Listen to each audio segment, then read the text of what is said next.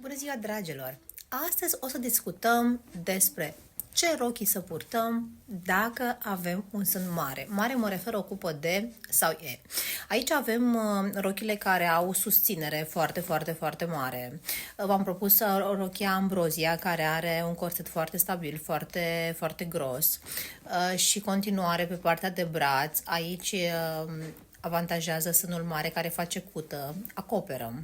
Un alt model pe care îl propunem frecvent este rochia Esmeralda. Ea are un corset format din balene, un decupaj ușor pătrat, nu foarte decoltat, cu breteluțe. La fel foarte bun pentru sânul mare.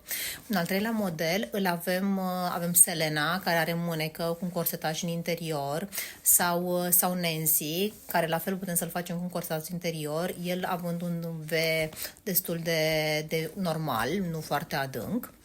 Iar pentru iubitoarele de rochii sirenă avem un model absolut superb Viola, care la fel are corsetaj pe interior și susținere pe partea de umăr. Ca și încheiere, revenind la rochile prințesă, vă mai propun două rochii, Evangeline și Alfie. Cam atât pentru astăzi, sper că acest subiect să fi fost de folos. Vă așteptăm la probă. O zi frumoasă! Vă pup!